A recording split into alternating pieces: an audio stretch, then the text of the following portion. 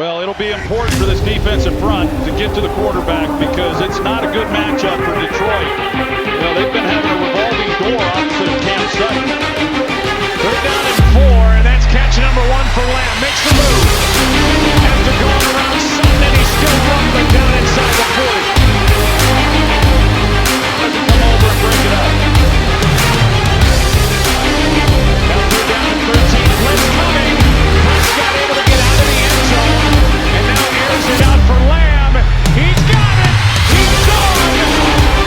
When he gets there, it's a touchdown, Cowboys. On top.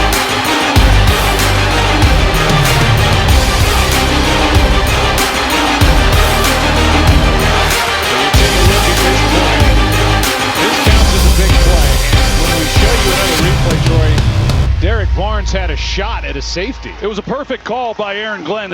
Hello and welcome to the Everything Cowboys podcast. It is Wednesday, the 3rd of January in the new year, and it is a few days after the end of Week 17, which ended on Sunday.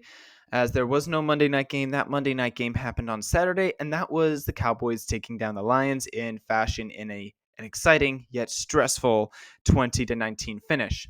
A few things that I want to point on is one, a few big wins, big losses, upsets and such in Week 17. Also, the Cowboys notching win number 11 of the year against the 11-4, now 11-5 Lions. Also, Cardinals upsetted the NFC East favorite Eagles in another stressful stressful finish to a game that was quite close through the entire thing, and it was those final minutes that did decide the winner of that one again.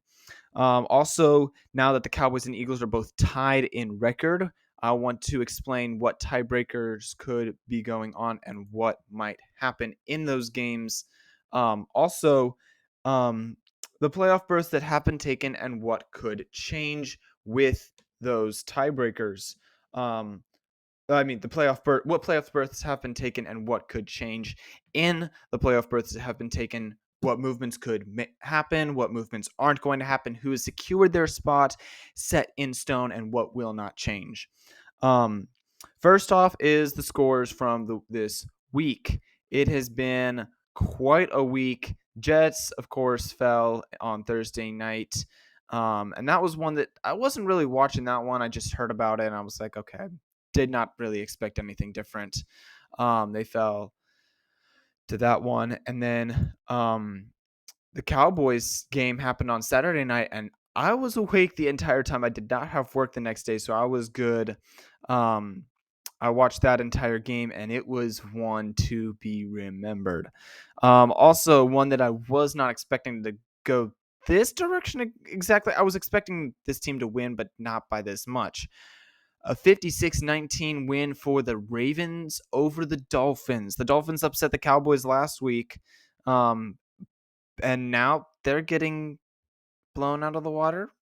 56-19, and it was the Dolphins earlier this season against the, if I remember correctly, Denver Broncos, who have an outside chance at the playoffs with their win over the Chargers.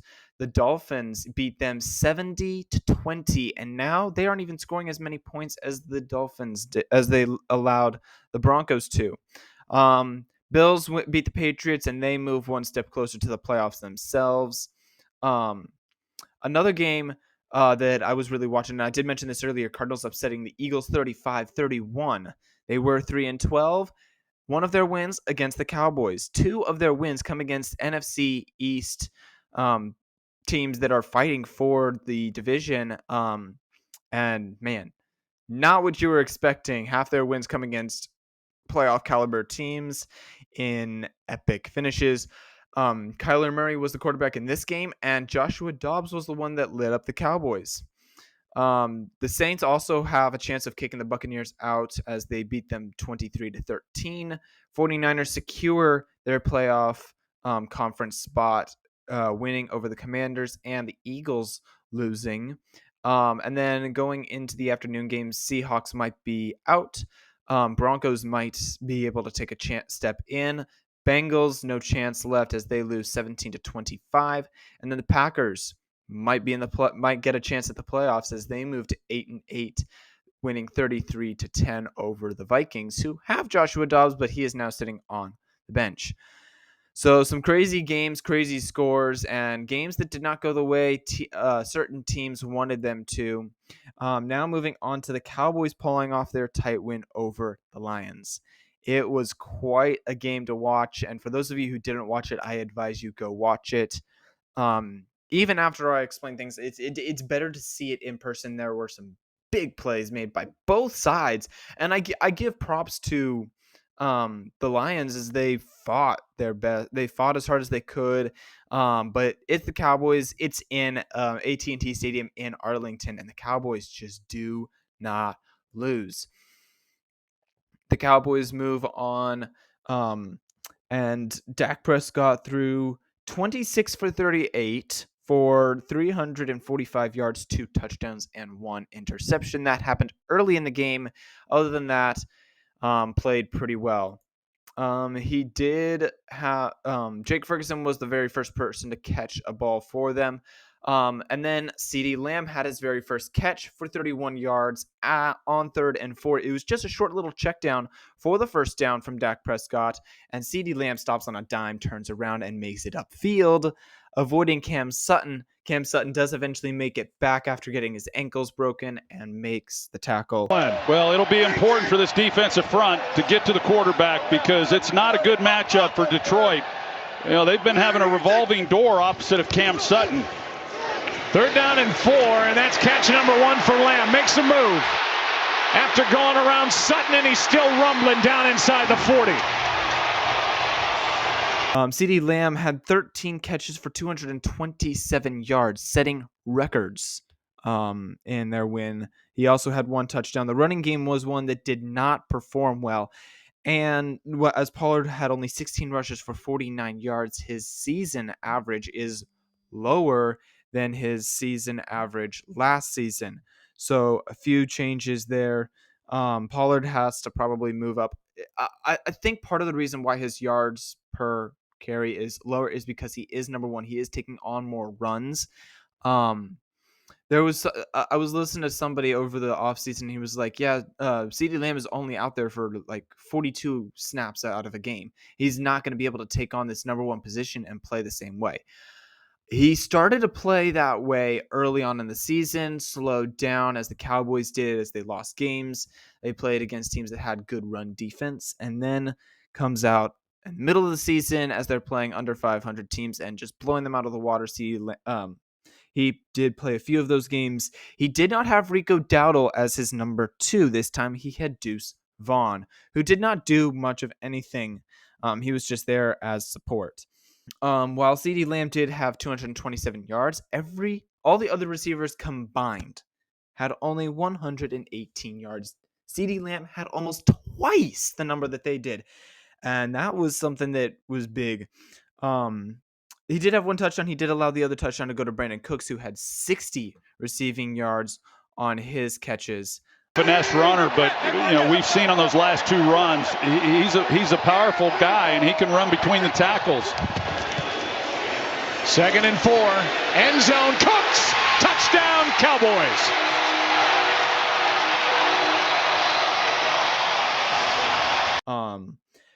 Another big one.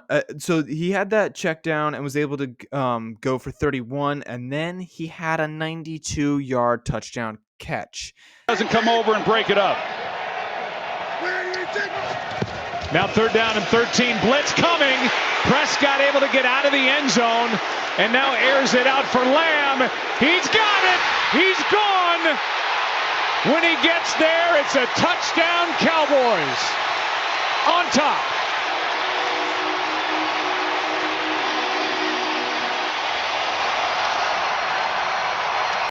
The Cowboys were in trouble. Dak Prescott almost got sacked for a safety, and I'm so glad he didn't. That would have changed the entire course of the game, and I don't think the Cowboys would have won if that had happened. Dak Prescott did avoid that sack after Pollard was taken down for a loss of 3 at the 8, an incomplete deep pass to Jake Ferguson. Kelvin Joseph was in coverage, and then the deep pass to CeeDee Lamb. Cover was blown. The guy who was supposed to be covering CeeDee Lamb tripped at the 40 and fell down and was not able to cover him. And so that's why CeeDee Lamb was able to walk 50 yards into the end zone on a 92-yard touchdown. It isn't the longest play in Cowboys history, but it is one of the longest. So that was one thing that lit him up and was able to give him those 227 receiving yards on 13 receptions of 17 targets. So that was one big one. That was the biggest play of the game, but not the only big play.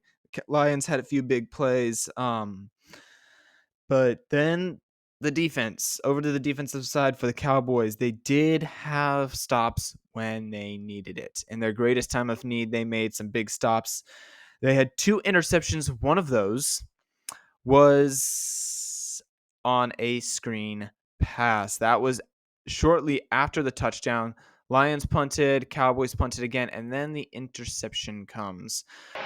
Here this year, 8 interceptions, 5 of which he's returned for touchdowns. This screen is intercepted. Jordan Lewis blows up a screen pass and takes the ball. He did go down upon catching it, but it's a screen pass. I have never seen an interception on a screen pass. Like, unheard of. How Jordan Lewis was able to see that coming and get there in time from his position backed up, expecting a deep ball to come. He got there, intercepted the ball.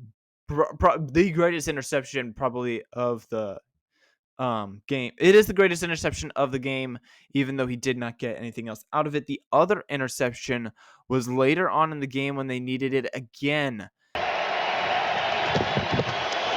2 timeouts left for the Lions. Whoa! And an interception picked off by Wilson. Detroit had gone. I mean, it was early on. They had 2 plays. They had gone 15 yards. And the pass was intended for Laporta, but Donovan Wilson was there to take it at the 29. He did go down right away. The only other interception, as I said earlier, was the Cowboys interception early in the game, their first possession, a few plays in. And that one was taken at the Detroit 19 after the Cowboys had gone 43 yards in 2 minutes and 47 seconds. Melufanu had a catch and ran it back for 24 yards to the Detroit 43. That was the only other interception of the game. 3 interceptions. Cowboys did fumble it. That one, heartbreaking. After the interception of all things, it could have gone up by more and totally did that, but Dak Prescott threw it to CeeDee Lamb from the 4, and he fumbles it at the 1, and it rolls into the end zone and then out of bounds for a touchback. Lions take over. They turn it over later. Cowboys punt, Lions punt, and then the end of the half. Cowboys led 7-3 going into the halftime. And everything else just went from there. Cowboys pulled off a win, of course. And Brandon Aubrey had a few big plays helping them to that win. The big thing at the end of the game, Taylor Decker comes into the game, does not report as eligible. I was listening to another podcast, and they were mentioning Taylor Decker, number 68, number 70, and some other guy went over, and they all walked up to the ref. But the ref only said that number 70 had reported as eligible. They were doing that to confuse the Cowboys. 70 had reported as eligible many times through the game, but had done nothing.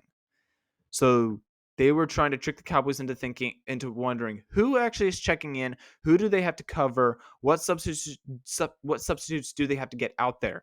Only 70 reported as eligible. 60 lined up on the outside of number 70, so 68 was uncovered. And he thought he had reported as eligible, but only 70 had reported as eligible. Now, I do want to point out, Cowboys did call a timeout. 68 may have actually reported as eligible. Nobody heard that.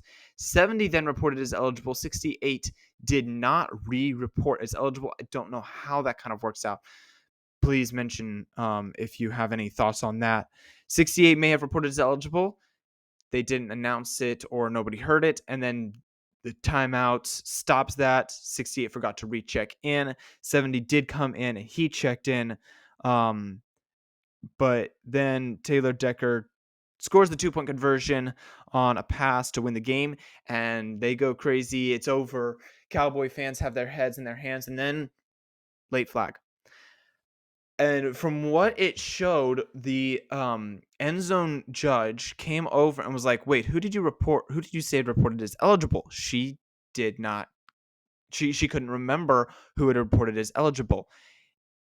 So she confirmed the head referee confirmed it was number 70, and then she pulls out her flags and throws it.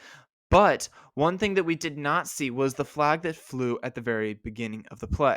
It's in the middle of all that scuffle. 68 was uncovered.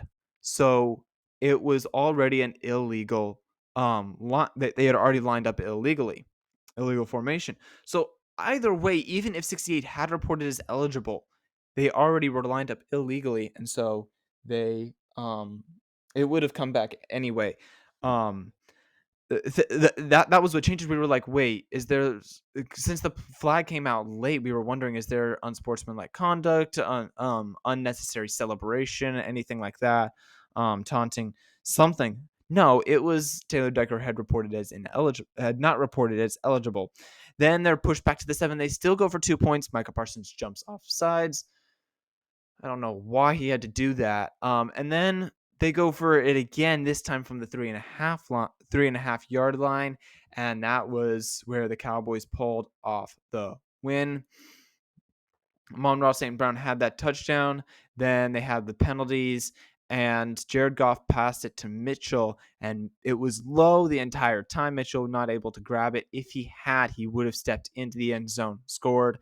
So that was one. The Cowboys pull off a win. After that, they take the knee and they win the game. It was big. I was really hoping something would happen. Either the Cowboys would be able to go down with the 23 seconds they had and having kick a field goal, but they didn't need that. And one thing, I remember this from earlier in the game. Troy Aikman had asked Brandon Aubrey before the game, if you had to kick a field goal, what would be the longest you could kick it? And Brandon Aubrey, no hesitation, said 70-yard field goal. If I was asked to kick a 70-yard field goal, I could make it. And so they realistically would only need to get to about the Cowboys, the 50-yard line, maybe a little bit behind that back part of that star, and kick the field goal from there, and they'd be in business. That would be one thing, and that would be amazing. He's already the number 1 kicker in the league with all the field goals he's made already. And I wouldn't be surprised if there's some kind of award for kickers. I haven't really heard of that, but if there is, that is one. The Cardinals, going on to the Cardinals game, they did upset the Eagles. Perhaps waiting his chance. First down and 10. Sideline toss. Dortch again breaks a tackle. Greg Dortch cuts it back inside the 10, down to the 5, and it's first and goal. On second and goal, Connor again, nose down. He's in for the Cardinal touchdown. Arizona takes the lead with 32 seconds left. This should be the last one. All right, so this is it. Hurts waiting around, lets it develop, heaves one for the end zone. It is intercepted, and that's the game. The Cardinals come to Philadelphia and knock off the Eagles. The Eagles led 21-6 at halftime. Whew, that game was one that was tight the entire time. I was not looking forward to that one.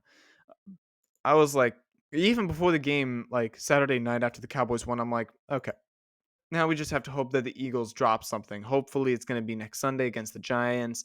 I don't think the Cardinals will throw. The one who would beat them would be the Giants. It's a division team, division rivalries. Sometimes things go wonky. So that was one. The Cardinals fought back after being down 21-6 to tie the game at 21, scoring 15 points in the third quarter and really making that game possible. And then um they went back and forth. Cardinals just kept bringing it back in and saying, "Hey, don't forget, we're here to play. We're not here to just let this thing go by." They were there to play, and they did play. Cardinals started their final drive of the game with 2:33 left on the clock, and they ended the drive with 32 seconds on the clock and the lead 35-31. That drive, I will go over it. And even the game ended on an interception, so there was 0 time left on the clock. Connor was the left guard to the Arizona 31 for 1 yard. Kyler Murray passed short to Moore for 12 yards. Again, Connor carries it for 6 yards to the Arizona 49. Kyler Murray passed short left to Dortch. And he went OB at the Philly 41 for 10 yards. Murray passes it again to Dortch to the Philly 5 for 36 yards, and that was when the Eagles better start watching what's going on here. Then Connor carries it in to the touchdown, 2 yard touchdown 2 plays later after he carried it for 3 yards. And he scores the touchdown. Extra point is good, and they take the lead. Philly drives 24 yards, throws a Hail Mary, and it is intercepted by Blount in the end zone. Touchback, but time had expired by then. That was the way that the Cardinals-Eagles game went, and the Cardinals pulled off an upset. Now, that's what brings in the playoff scenario for the Cowboys and Eagles. If the Cowboys win, they're automatically in the playoffs. They're both in the playoffs already, but they are in the playoffs and they hold the division seat. All they have to do is win against Washington. All they had to do was beat Washington last year, and the Eagles lose to the Giants, and none of those two things happened. So hopefully this year is different. Between the two clubs, they've both tied head to head, so they would go to best win loss tied percentage within the division. Both of them, if the Eagles win against the Giants, have that. They actually both do right now. So they would both win, and they'd both have that. Then it goes to best win lose tied percentage in common games, which they're tied there as well. And then the best win-loss tied percentage in games played within the conference, it's the same thing. Strength of victory in all games, they both lost to the Cardinals now. They've both lost to the 49ers. So the next loss is the Cowboys, the Eagles lost to the Jets. The next lowest team at the time or now is the Bills. And so the Cowboys have the best strength of victory, or strength of loss, I should say, in all their games. So they would win the division even if both teams win. They both have the same record, but the Cowboys have the better thing, and they have the tiebreaker. So that's how the tiebreaker goes. It will be strength of schedule. Sorry. Since the Eagles lost to the Cardinals and the Cowboys now have the better loss, losing to the Bills, while the Eagles lost to the Jets, the Cowboys will take the division if they win or if the Eagles lose. One of those two things need to happen for the Cowboys to take the division. Either Cowboys win or Eagles lose. If the Cowboys lose and the Eagles win, Eagles take the division. If the Cowboys win, Cowboys take the division.